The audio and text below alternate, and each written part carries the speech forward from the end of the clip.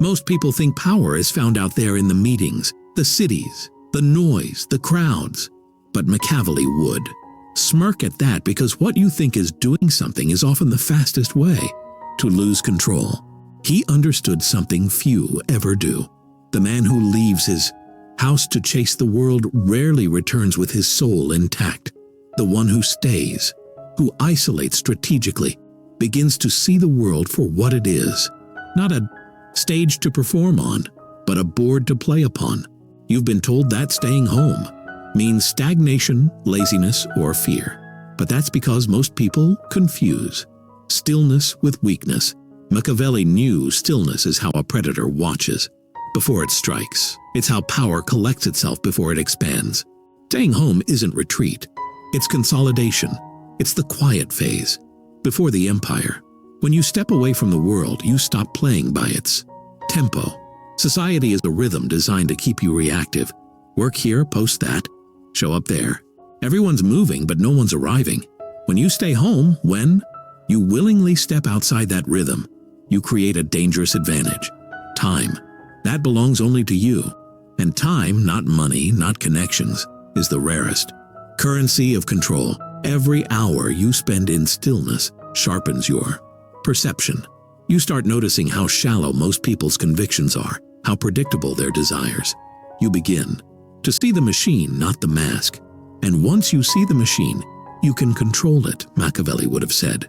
That a prince must understand his city as both a builder and an observer.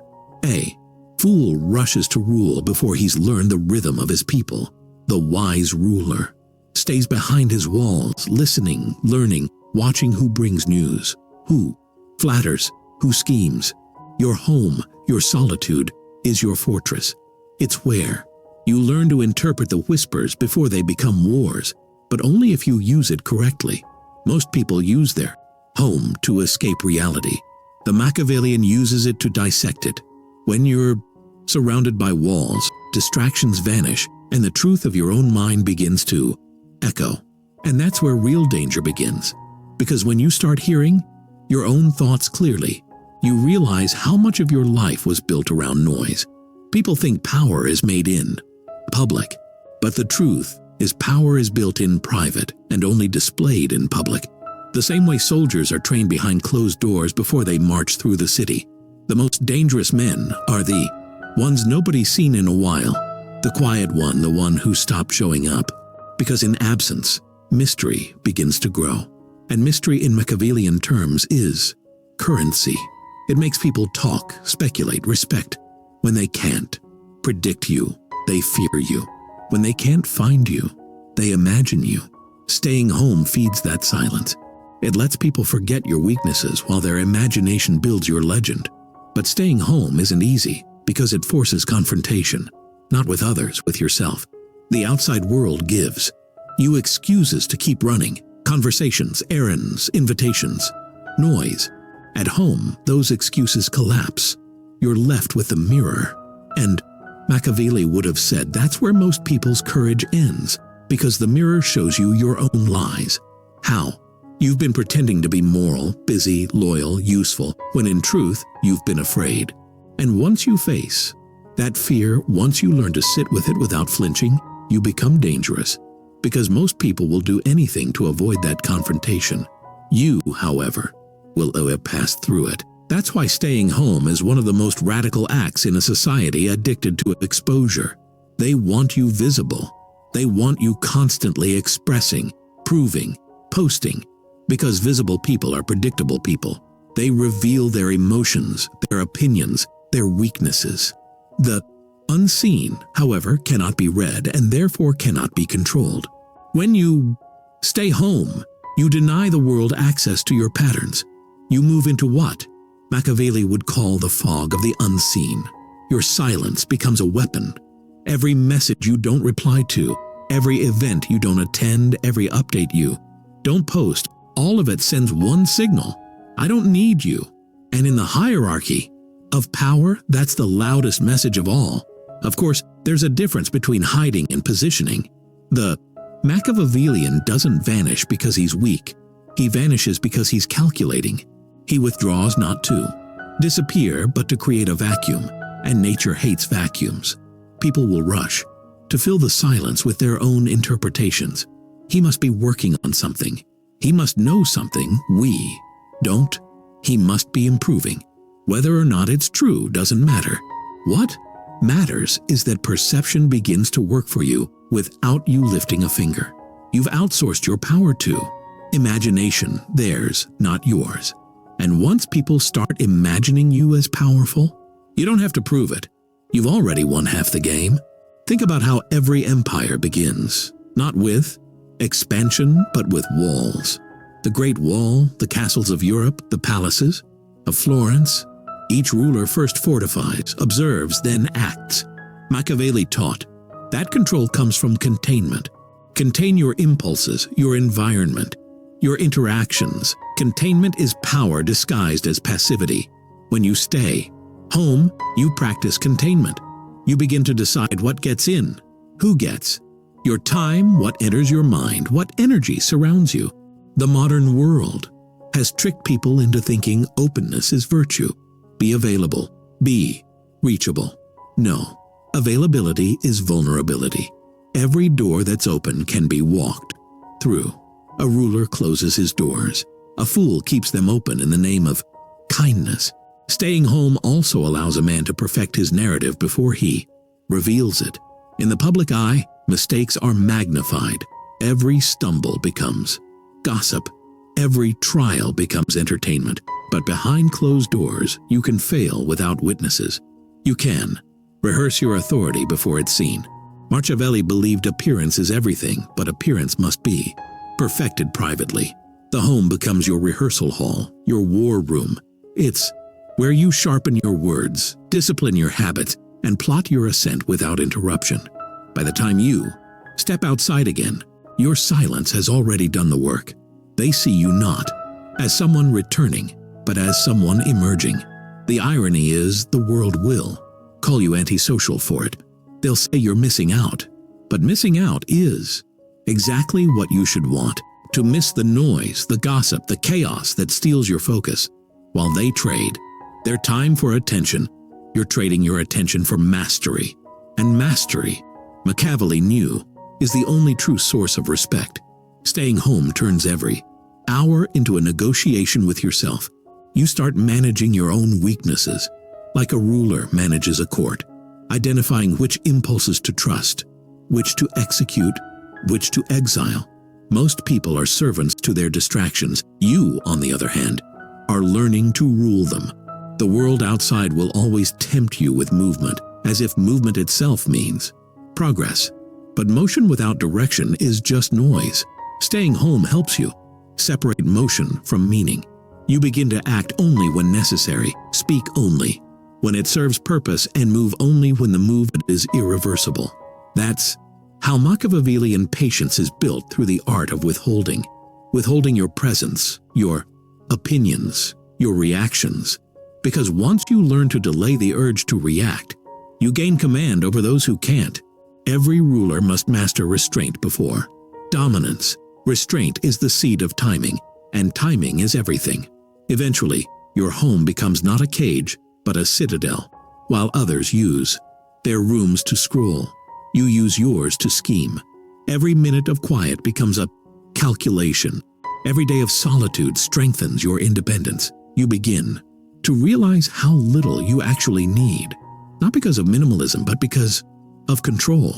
Dependency weakens rulers, detachment builds them, and nothing trains detachment better than stillness. Machiavelli's greatest advantage was his ability to think when others panicked, to observe when others reacted.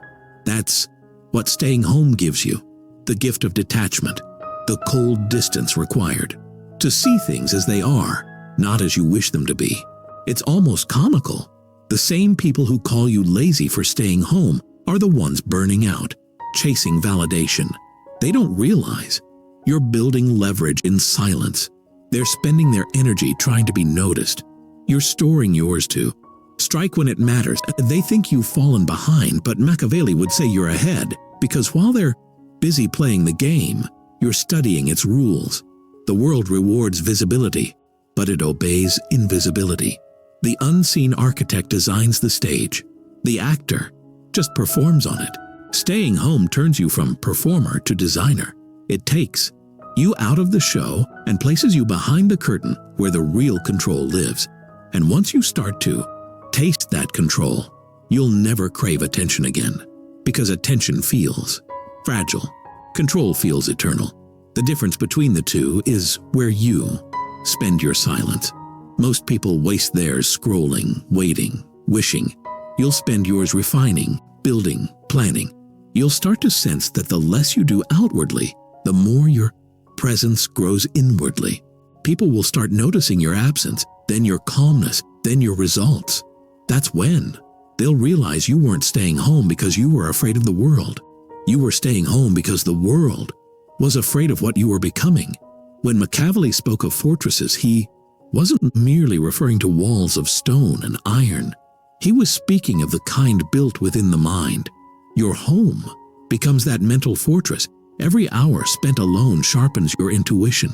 You start noticing how fast others burn themselves out trying to stay relevant, how much energy they lose by reacting to every small disturbance.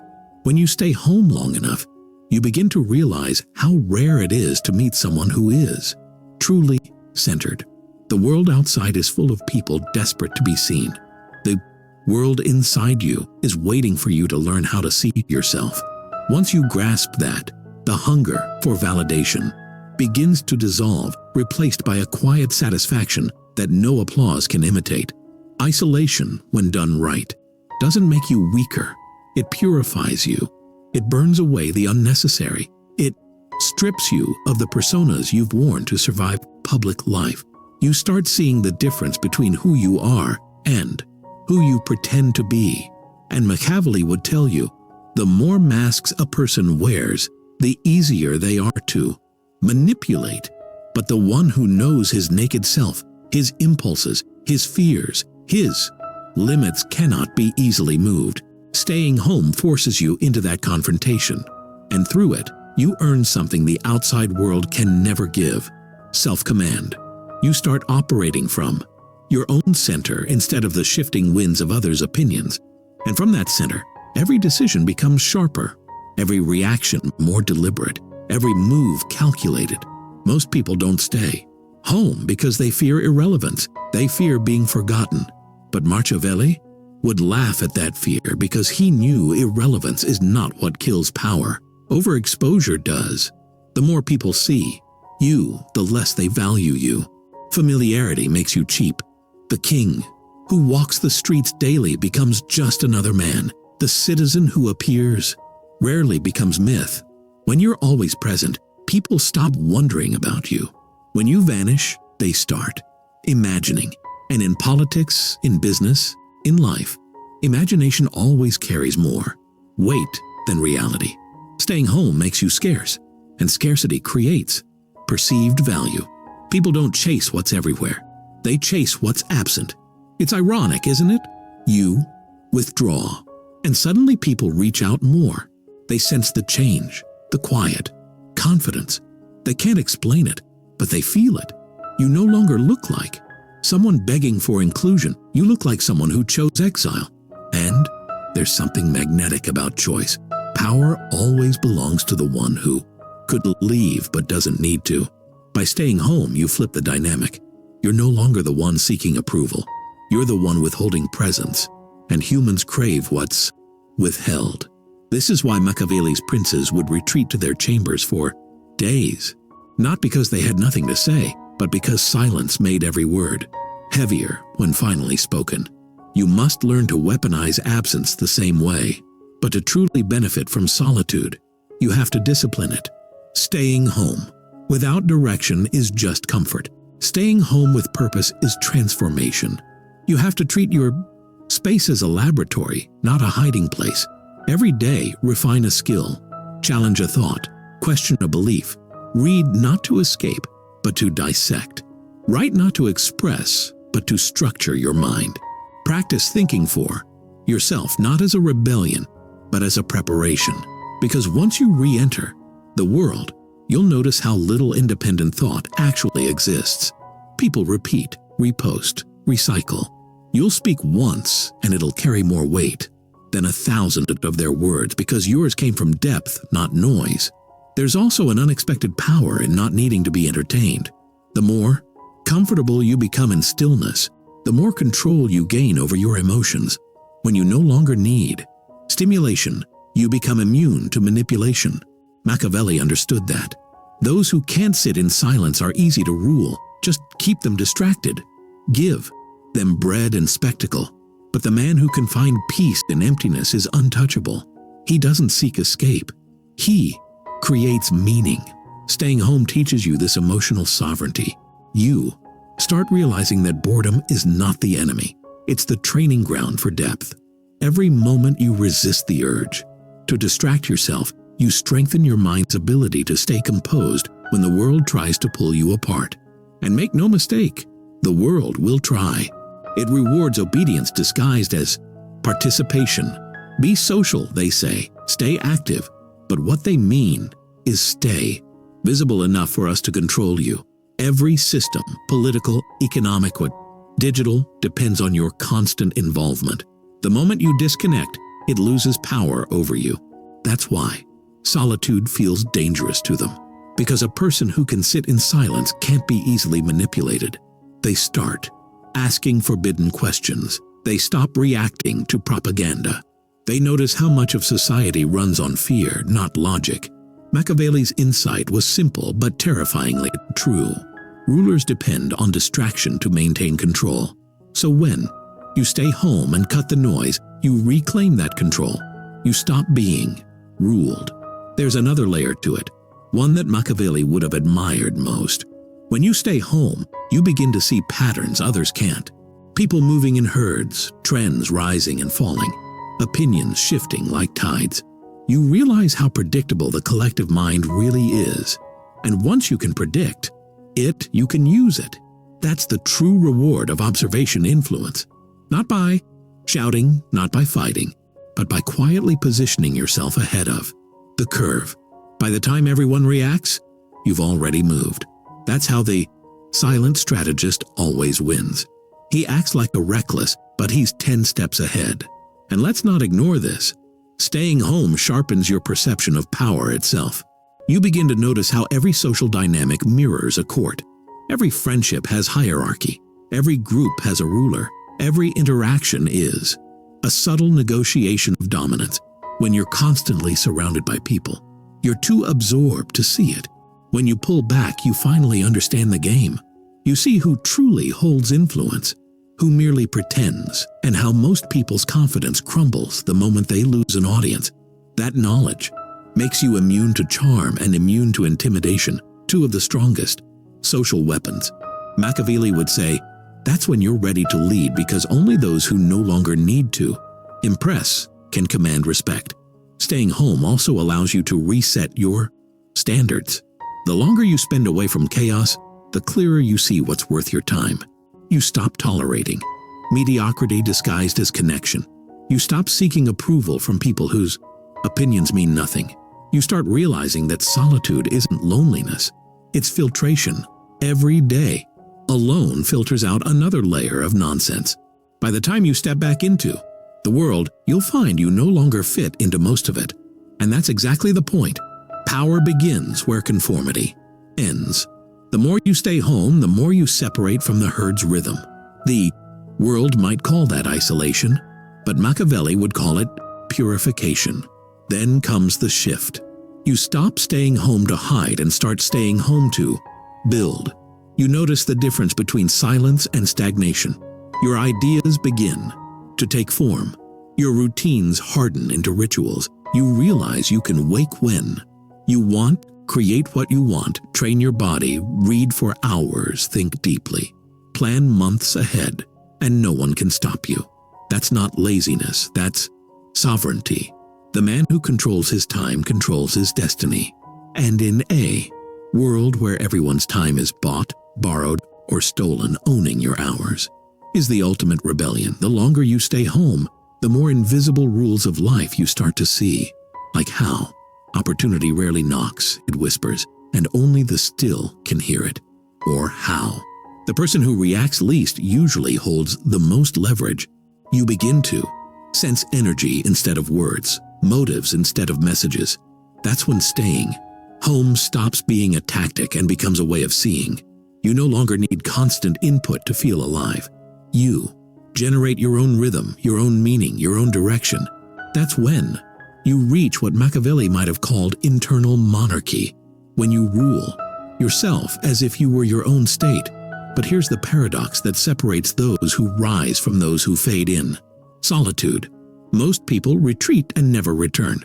They mistake withdrawal for escape. The Machiavellian retreats to sharpen his blade, not to bury it. Your time at home isn't the end. It's preparation for the next strike. Like the general who studies maps before the war, your stillness is gathering precision. Because once you reemerge, the world won't recognize you. You'll move slower, speak less, command more. And the same people who called you lazy for staying home will now call you mysterious, disciplined, focused. They'll think something changed while you were away. They'll be right, but they'll never know what. The hardest truth about staying home is that eventually, the silence stops feeling peaceful. It starts feeling heavy. You begin to wonder if you're being left behind. You look at the lives flashing by your screen. Everyone's smiling, moving, winning, and you question your stillness. But that's the final test of solitude, whether you can stand still while the world runs in circles. Machiavelli understood this kind of endurance. He knew that every ruler must be willing to be misunderstood in the short term, to be respected in the long term. Power is never built in public consensus. It's built in private conviction. Staying home is how you prove to yourself that you can endure isolation without losing identity. The modern world has made addiction look like ambition. People brag about being busy. They equate exhaustion with importance. But what they call progress is often just panic with a schedule. When you stay home, you start seeing through this illusion. You realize that most of what others chase, status, validation, applause, is nothing more than distraction in disguise. And once you see it, you can't unsee it. You stop wanting to compete in their race because you recognize it's not even heading anywhere. You begin to play your own game with your own rules on your own timeline. That's the essence of Machiavellian strength. Not rebellion against others, but mastery over yourself. But solitude has layers. The first layer is comfort. You enjoy the quiet. The second is discomfort. You start confronting your thoughts. The third is power.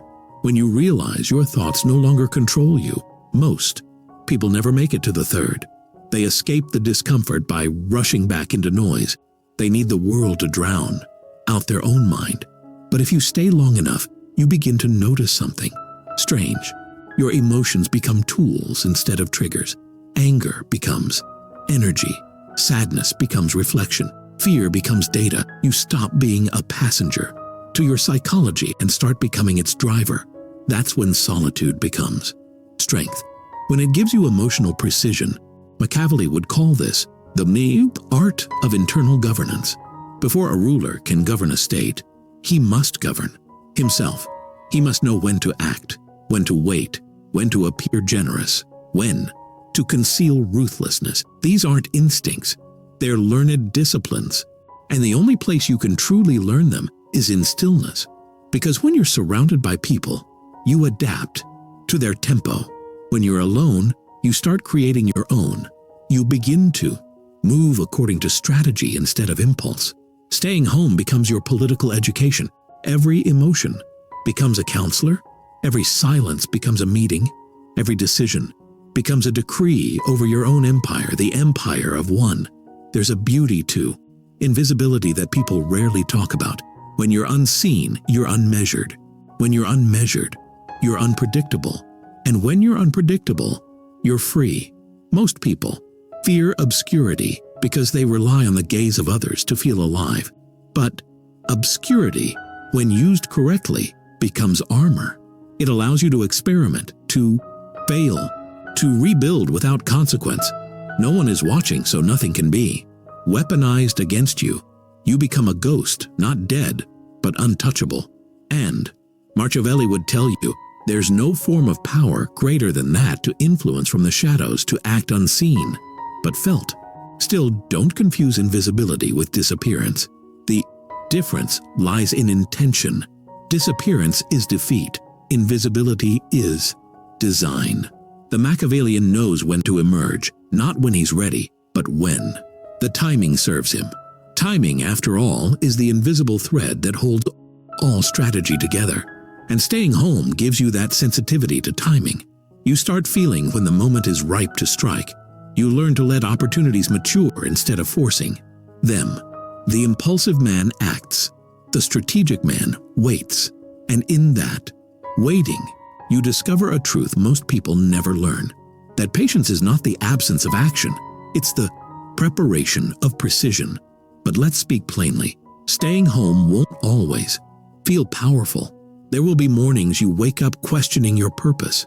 Days when silence feels suffocating. Nights when you crave noise just to feel alive again. That's normal. Every strong person walks through that valley. Machiavelli himself was exiled from Florence, stripped of his title, humiliated publicly.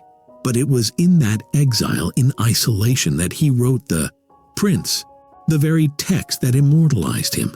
If he hadn't been forced into stillness, the world might have forgotten his name. Your own solitude is no different. What feels like exile might just be the season where you create something that lasts longer than the people who doubted you. The real purpose of staying home isn't to isolate from the world. It's to insulate yourself from its illusions, to filter what deserves your attention and what doesn't. Every time you say no to an invitation, you're saying yes to your evolution. Every time you choose focus over fun, you're declaring independence from the collective trance. And here's the twist. Once you develop that discipline, you can go anywhere, do anything, and never lose yourself again, because you'll carry your stillness with you. The fortress will no longer be made of walls. It'll be built inside your mind. Eventually, you'll start to notice something powerful happening. Your conversations become quieter, but sharper. Your presence grows heavier. People sense something in you. They can't name it, but they feel it. It's the calm of someone who doesn't need approval. The poise of someone who's not chasing anything. The steadiness of someone who's built an inner world no one can shake. Machiavelli said, men should either be treated generously or destroyed because they take revenge for slight injuries. For heavy ones, they cannot apply that to your own life. When you stay home and build yourself, you stop reacting to slight injuries. You become too composed to be provoked, too focused to be flattered. That's the ultimate revenge, indifference. Because the moment you no longer need validation, you become ungovernable. The world runs on control, social, emotional, financial. But all control depends on one thing, your reaction. The one who reacts least rules most. When you stay home long enough to master your reactions, you break free from every invisible chain society tries to wrap around you. You stop being a pawn on someone else's board and start becoming the player. Every quiet day in your room is a move no one sees coming. Every moment of stillness is a storm being planned. That's what staying home really is. The art of becoming untouchable through preparation. You're not missing out. You're setting up. You're not hiding. You're gathering power. While the world exhausts itself chasing noise, you're becoming the kind of person they'll eventually chase to understand the silence. And when you finally decide to step out, not to join them, but to lead, they'll realize something Machiavelli always knew. The man who can rule himself doesn't need a throne. He already owns the